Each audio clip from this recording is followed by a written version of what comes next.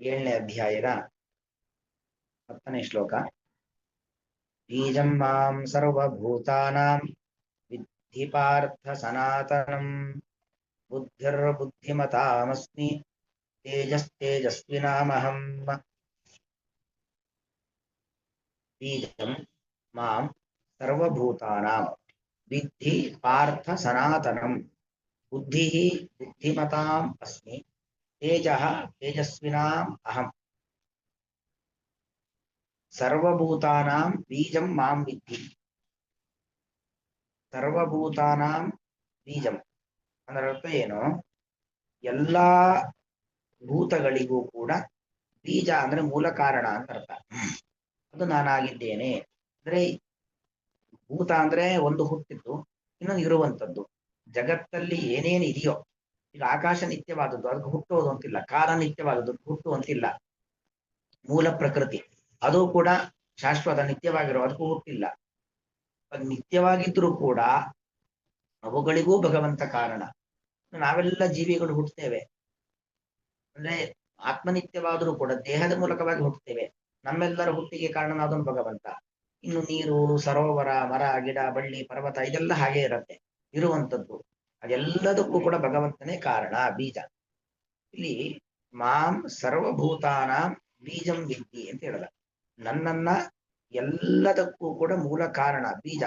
ಬೀಜ ಅಂದ್ಕೊಳ್ಳಿ ಏನನ್ಸತ್ತೆ, ಈಗ ನೋಡಿ, ಯಾವುದೋ ಒಂದು ಮಾವಿನ ಒಂದು ಬೀಜ, ಹಲಸಿನ ಬೀಜ, ಅದನ್ನ ಭೂಮಿಯಲ್ಲಿ ಬಿತ್ತನೆಯನ್ನ ಮಾಡಿದಾಗ ಯಾವುದೇ ಬೀಜ ಇರಬಹುದು, ಅದು ಮೆಂತ್ಯ ಇರಬಹುದು, ರಾಗಿ ಇರಬಹುದು, ಗೋಧಿ ಇರಬಹುದು, ಯಾವುದನ್ನೇ ಭೂಮಿಯಲ್ಲಿ ಬಿತ್ತನೆ ಮಾಡಿದಾಗ ಅದು ಮೊಳಕೆ ಹೊಡೆಯುತ್ತೆ.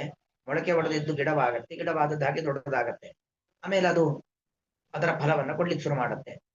ಆದ್ರೆ ಆ ಮೂಲ ಬೀಜ ತನ್ನ ಸ್ವರೂಪವನ್ನೇ ಕಳ್ಕೊಂಡ್ ಬಿಡತ್ತೆ, ಅದು ಇರೋದೇ ಇಲ್ಲ ಅಲ್ವಾ? ಅದು ಕ್ರಮವಾಗಿ ಮೊಳಕೆ ಬರ್ತಾ ಇದ್ದ ಹಾಗೆ ಅದು ತನ್ನ ಸ್ವರೂಪವನ್ನ ಕಳ್ಕೊಳ್ಳಿಕ್ಕೆ ಶುರು ಮಾಡುತ್ತೆ. ಹಂತ ಹಂತವಾಗಿ ಅದು ಮೂಲ ಬೀಜನೇ ಇಲ್ಲದೇನೆ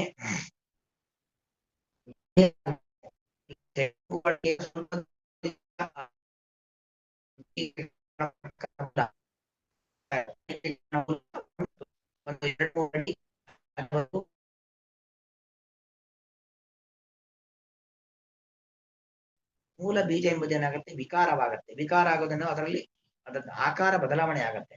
ಆಕಾರ ಬದಲಾವಣೆಯೇ ವಿಕಾರ, ವಿಕಾರ ಆಗತ್ತೆ.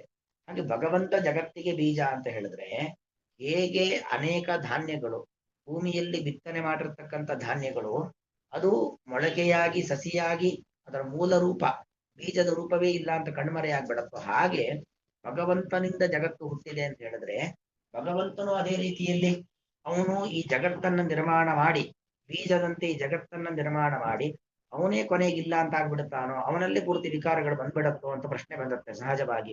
ಅದಕ್ಕೆ ಕೃಷ್ಣ ಹೇಳುವಂಥದ್ದು ಸನಾತನಂ ವಿದ್ಧಿ. ವಿದ್ಧಿ ಅಂದ್ರೆ ತಿಳ್ಕೊ ಅಂತ ಅರ್ಥ. ನಾನು ಜಗತ್ತಿಗೆ ಬೀಜ. ಬೀಜ ಅಂತ ಹೇಳಿದ್ರೆ ಕಾರಣ ಅಂತಷ್ಟೇ ಅರ್ಥ ಹೊರತು ಆ ನಾವೇನು ಕನ್ನಡದಲ್ಲಿ ಬೀಜ ಅಂತ ಹೇಳ್ತೀವಿ ಆ ತರ ಅಲ್ಲ. ಅಂದ್ರೆ ಕನ್ನಡ ಸಂಸ್ಕೃತ ಬೀಜ ಅಂದ್ರೆ ಅದು ಮೊಳಕೆ ಗಿಡಕ್ಕೆ ಕಾರಣವಾದಂತ ಮೂಲ ವಸ್ತು, ಅದರಂತೆ ನಾನು ಬೀಜ ಅಲ್ಲ. ಮತ್ತೆ ನನಗೆ ಯಾವುದೇ ರೀತಿಯಾಗಿರತಕ್ಕಂಥ ವಿಕಾರ ಇಲ್ಲ. ಸನಾತನ ಅಂದ್ರೆ ಸದಾತನ, ಯಾವಾಗ್ಲೂ ಇರೋನು, ಯಾವಾಗ್ಲೂ ಒಂದೇ ತರ ಇರೋನು, ಏನೇನೂ ಬದಲಾವಣೆ ಇಲ್ಲ. ಬೀಜ ಮೊಳಕೆ ಆಗ್ಬೇಕು ಅಂತಂದ್ರೆ ಅದರ ಮೇಲಿನ ಲೇಯರ್ ಹೋಗುತ್ತೆ, ಒಳಗಿನ ಒಳಗಿರತಕ್ಕಂಥ ಭಾಗವೇ ಅದು ಮೊಳಕೆಯಾಗಿ ಪರಿವರ್ತನೆ ಆಗತ್ತೆ. ಈ ತರ ಯಾವುದೇ ಒಂದು ಬದಲಾವಣೆ ಭಗವಂತನಲ್ಲಿ ಆಗೋದಿಲ್ಲ. ಭಗವಂತ ಬದಲಾಗದೆ ಜಗತ್ತಿಗೆ ಕಾರಣ. ನಾವು ಜಗತ್ತಿನಲ್ಲಿ ನೋಡತಕ್ಕಂಥ ಸಕಲ ಬೀಜಗಳು ಕೂಡ ಅದು ಪರಿವರ್ತನೆಯಾಗಿ ವಿಕಾರವನ್ನ ಹೊಂದಿ ತನ್ನ ಆಕಾರವನ್ನ ಕಳ್ಕೊಂಡು ಕಾರಣವಾದ್ರೆ, ಭಗವಂತ ಮಾತ್ರ ತನ್ನಲ್ಲಿ ಯಾವುದೇ ರೀತಿಯಾಗಿರತಕ್ಕಂಥ ವಿಕಾರಗಳು ಆಗದೇನೆ ತನ್ನ ಆಕಾರವನ್ನ ಕಳೆದುಕೊಳ್ಳದೇನೆ ಜಗತ್ತಿಗೆ ಕಾರಣ ಆಗ್ತಾನೆ. ಇದು ಭಗವಂತನಿಂದಿರತಕ್ಕಂಥ ವಿಶಿಷ್ಟವಾದ ಶಕ್ತಿ. ಸನಾತನಂ ವಿದ್ಧಿ. ಸನಾತನ ಅಂದ್ರೆ ಒಂದರ್ಥ ಸದಾತನ, ಯಾವಾಗ್ಲೂ ಇರೋನು. ಇನ್ನೊಂದು ಸನಾತನ ಅಂದ್ರೆ ಯಾವಾಗ್ಲೂ ಒಂದೇ ತರ ಇರೋನು, ಯಾವುದೇ ರೀತಿಯಲ್ಲೂ ಕೂಡ ಅವನಲ್ಲಿ ಬದಲಾವಣೆ ಇಲ್ಲ ಎಂಬುದಾಗಿ ತಿಳ್ಕೋ. ಬುದ್ಧಿರ್ ಬುದ್ಧಿಮತಾಮಸ್ಮಿ. ಬುದ್ಧಿಮತಾಂ ಬುದ್ಧಿ ಅಸ್ಮಿ. ಬುದ್ಧಿವಂತರು, ಜ್ಞಾನ, ಯಾರಲ್ಲಿ ಬುದ್ಧಿ ಇದೆಯೋ ಅವ್ರು ಬುದ್ಧಿಮಾನ್ ಅಂತ ಕರಿತೀವಿ. ಬುದ್ಧಿಮತಾಂ ಜ್ಞಾನಿಗಳ ಬುದ್ಧಿ. ಯಾಕೆ ನಾವು ಒಬ್ಬ ವ್ಯಕ್ತಿಯನ್ನು ಬುದ್ಧಿವಂತ ಅಂತ ಕರಿತೀವಿ? ಬುದ್ಧಿ ಇದ್ದದ್ರಿಂದ, ಜ್ಞಾನ ಇದ್ದದ್ರಿಂದ ಬುದ್ಧಿವಂತ ಅಂತ ಕರಿತೀವಿ. ಜ್ಞಾನವೇ ಇಲ್ಲದವನು ಬುದ್ಧಿವಂತ ಅಂತ ಯಾರು ಕೂಡ ಕರೆಯೋದಿಲ್ಲ. ದುಡ್ಡಿದ್ರೆ ಶ್ರೀಮಂತ ಅಂತ ದುಡ್ಡಿದ್ದ ಶ್ರೀಮಂತ ಅಂತ ಕರೆಯೋದಿಲ್ಲ. ಹಾಗೆ ಒಬ್ಬ ವ್ಯಕ್ತಿಯನ್ನ ಬುದ್ಧಿವಂತ ಅಂತ ಕರಿಬೇಕು ಅಂತಾದ್ರೆ ಆ ಬುದ್ಧಿ ರೂಪದಿಂದ ಭಗವಂತ ಇದ್ದಾನೆ. ಭಗವಂತ ನಮಗೆ ಸದ್ಬುದ್ಧಿಯನ್ನು ಕೊಟ್ಟಿದ್ದಾನೆ, ಯಾರಿಂದ ನಾವು ಬುದ್ಧಿವಂತರಾಗ್ಲಿಕ್ಕೆ ಸಾಧ್ಯ. ಇಲ್ಲದೆ ಹೋದ್ರೆ ಬುದ್ಧಿವಂತರಾಗ್ಲಿಕ್ಕೆ ಸಾಧ್ಯವಿಲ್ಲ. ಹೀಗೆ ಬುದ್ಧಿಮತಾಂ ಬುದ್ಧಿ ಅಸ್ಮಿ ತೇಜಸ್ವಿನಾಂ ಅಹಂ ತೇಜಸ್ವಿ. ಕೆಲವರು ಒಳ್ಳೆ ತೇಜಸ್ವಿಗಳಿರ್ತಾರೆ, ವ್ಯಕ್ತಿಗಳಿರ್ತಾರೆ. ಅವರ ಮುಖವನ್ನು ನೋಡಿದ್ರೆ ಏನೋ ಒಂದು ವರ್ಚಸ್ಸು, ಸಂತೋಷ ಬರುತ್ತೆ. ಕೆಲವರು ಮುಖ ನೋಡಿದ್ರೆ ವಿರಕ್ತಿ ಬರುತ್ತೆ, ಸಿಟ್ಟು ಬರುತ್ತೆ. ಕೆಲವರ ಮುಖ ನೋಡಿದ್ರೆ, ಒಬ್ಬೊಬ್ಬರ ಮುಖ ನೋಡಿದ್ರೆ ಒಂದೊಂಥರ. ಆದ್ರೆ ಕೆಲವರ ಮುಖವನ್ನು ನೋಡ್ರೆ ಏನೋ ಒಂಥರ ಮನಸ್ಸಿಗೆ ನೆಮ್ಮದಿ ಆಗುತ್ತೆ, ಸಂತೋಷ ಸಿಗುತ್ತೆ. ಹಾಗೆ ಅಂತ ತೇಜಸ್ವಿ ವ್ಯಕ್ತಿಗಳು ಇರ್ತಾರೆ. ಅಂದ್ರೆ ಅವರ ನಿತ್ಯ ಅನುಷ್ಠಾನಗಳು ಇತ್ಯಾದಿಗಳಿಂದಾಗಿ ಒಂದು ಕಾಂತಿಯನ್ನ ಮುಖದಲ್ಲಿ ಪಡ್ಕೊಂಡಿರ್ತಾರೆ, ತೇಜಸ್ಸನ್ನ ಪಡ್ಕೊಂಡಿರ್ತಾರೆ. ಆ ತೇಜಸ್ ಎಲ್ಲಿಂದ ಬಂತು? ಆ ತೇಜಸ್ ಕೊಟ್ಟವನು ಯಾರು ಅಂದ್ರೆ ಭಗವಂತ. ತೇಜಸ್ವಿನಾಂ ತೇಜ ಅಹಮಸ್ಮಿ. ಆ ತೇಜಸ್ವಿಗಳ ಒಂದು ತೇಜಸ್ ಅಂತೇನಿದೆ, ತೇಜಸ್ಸಿದ್ದರಿಂದ ತೇಜಸ್ವಿಗಳು, ಬುದ್ಧಿ ಇದ್ದದ್ರಿಂದ ಬುದ್ಧಿವಂತರು, ತೇಜಸ್ಸಿದ್ದರಿಂದ ತೇಜಸ್ವಿಗಳು. ಆ ತೇಜಸ್ಸನ್ನ ಕೊಟ್ಟವನು ನಾನು, ತೇಜೋ ರೂಪದಿಂದ ನಾನು ಅವರಲ್ಲಿ ಇದ್ದೇನೆ. ಹಾಗಾಗಿ ಯಾರೋ ಒಬ್ರು ವಿಶಿಷ್ಟವಾದ ತೇಜಸ್ವಿ ವ್ಯಕ್ತಿಯನ್ನು ನೋಡ್ತಿದ್ದೇವೆ ಅಂದ್ರೆ ಆ ತೇಜಸ್ವಿ ವ್ಯಕ್ತಿಗಳು ಭಗವಂತನ ಒಂದು ವಿಶಿಷ್ಟವಾದ ರೂಪ. ಯಾಕೆಂದ್ರೆ ಭಗವಂತ ಆ ತೇಜೋ ರೂಪದಿಂದ ಅವರಲ್ಲಿ ವಿಶೇಷವಾಗಿ ಸನ್ನಿಹಿತನಾಗಿದ್ದಾನೆ. ದೇವರು ಎಲ್ಲಾ ಕಡೆ ಇರೋನು ಹೌದಾದರೂ ಕೂಡ ಅಂತಹ ವ್ಯಕ್ತಿಗಳಲ್ಲಿ ವಿಶೇಷವಾಗಿ ಸನ್ನಿಹಿತನಾಗಿದ್ದಾನೆ. ಪಾರ್ಥ ಅಂತ ಅರ್ಜುನನಿಗೆ ಸಂಬೋಧನೆ ಮಾಡ್ತಾ ಇದ್ದಾನೆ ಭಗವಂತ.